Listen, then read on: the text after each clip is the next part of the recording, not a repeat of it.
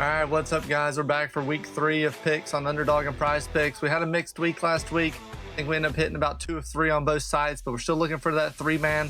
We're going to get back into it today. I got 3 picks for you on Underdog, 3 picks on PrizePicks that you're not going to want to miss. Let's get into it.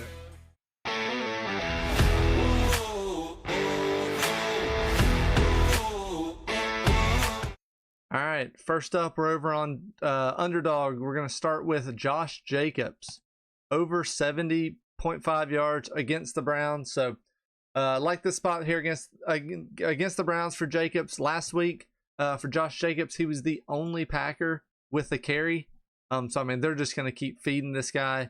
And two, in this script against the Browns, Browns are struggling to say the least. Who knows what they're going to roll out from week to week. I mean, I guess they're going to keep running with Flacco for now, but I mean, that's going to change to Gabriel at some point when they finally give up on this season. So I expect the Packers to be leading here, which means a lot of runs, and they've clearly shown they don't plan to use anybody else except for Jacobs in this spot. You can see the last couple of weeks he's been at 66 and 84, so this line of 70.5 is obviously right there in the middle, but against a worse team here in the Browns, they got a decent D-line, but that line's just too low for what I expect Josh Jacobs to get.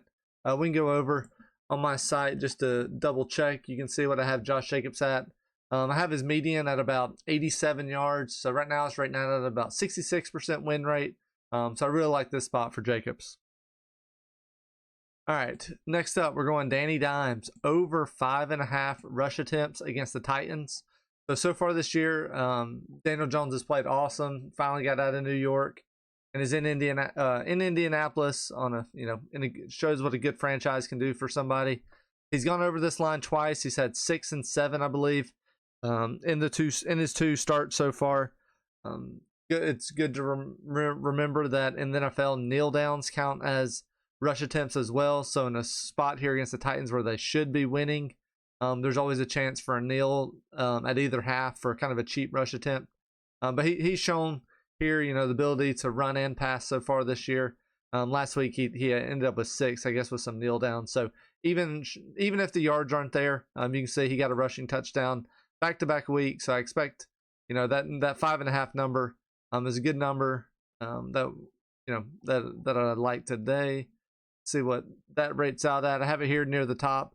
Median's about just over about 7.2 rush attempts for Daniel Jones. I got him over 5.5 at 72%. So we're going to add that one to the 3-man for this week.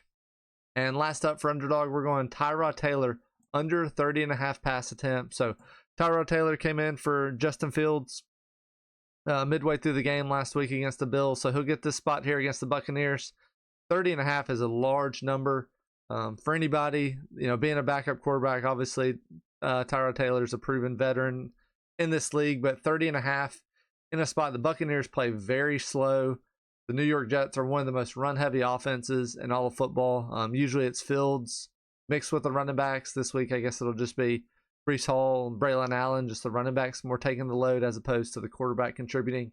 But we're going under 30.5 here for Tyrod Taylor. I expect the Jets to ground and pound a lot, try to keep the ball away from Baker. And like I said, the Bucs play a very slow style as well, so it just leads to less plays and less pass attempts. You can see this Tyrod Taylor number here is my best play on the board for all of Underdog. I have his median at about 25 pass attempts, so the under 30.5 I have at 75% win rate. There's just a recap for Underdog. Our 3-man is going to be over Josh Jacobs over 70.5 rush yards against the Browns, Daniel Jones over 5.5 rush attempts against the Titans, and Tyrod Taylor under 30.5 pass attempts against the Bucs. All right, let's jump over to PrizePicks. Of course, can't favorite the plays over here, so I'm going to have to sit here and search them. We're going to get started, though, in LA with Najee Harris. We're going Najee Harris under 8.5 rush attempts. So last week, that Monday night game against the Raiders, Mario Hampton, there was a fumble. They ended up charging it to Justin Herbert, but it was kind of a botched handoff that with about 2 minutes left, Najee got the rest of the carries the rest of the game. Hampton didn't come back in, so I would consider, the main part of the game. Najee's rush attempts are really only, around 5 rush attempts or so. He got several kind of garbage ones at the end. Hampton still had 8 rush attempts. Herbert had 9 attempts. This is a very mixed backfield on an extremely pass-heavy team this year. The Chargers have really been passing the ball a lot this year.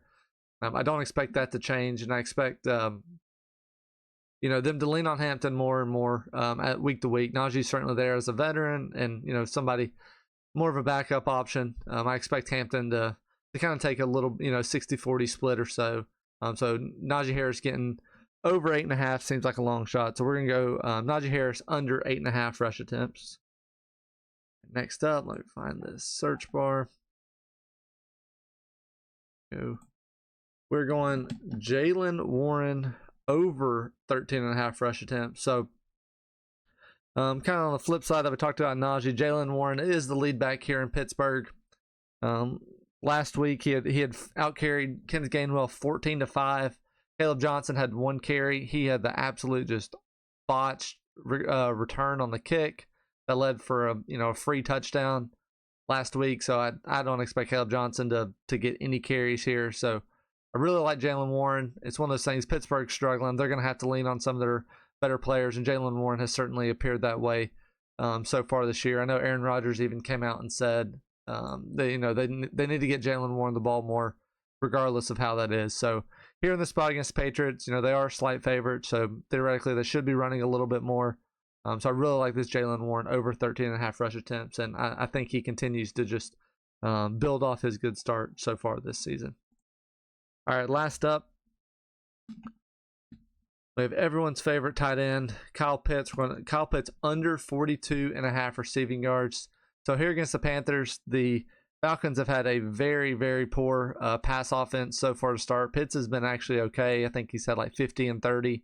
Yeah, 59 and 37 his two games so far this season. So this number 42.5 is kind of splitting the difference there. I expect him to go under. This is going to be, a very run-heavy game script against the Panthers. I don't expect, the Panthers to give them much of a game. I could see the Falcons getting out to an early lead and, giving Bijan 20 carries and Algier 15 or something like that. This is, like I said, it's been a very unproductive passing offense so far, and there's still a lot of mouths to feed with you got Mooney, McLeod, and of course Drake London. So Kyle Pitts under 42.5 receiving yards is where we're going to go.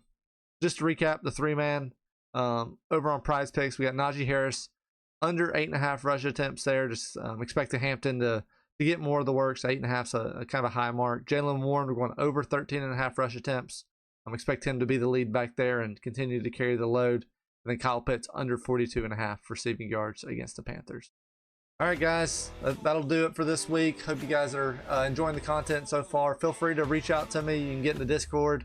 If you're interested in some of my other plays on my website, feel free to reach out and look at that. I got MLB, college football, and all the picks for NFL. Keep those updated throughout the day, so there's plenty of options there. But let me know, leave a comment in the description if you're able to get these lines before they moved, or if you found something else you liked a little bit more. So thanks, guys, and I'll see you at the top.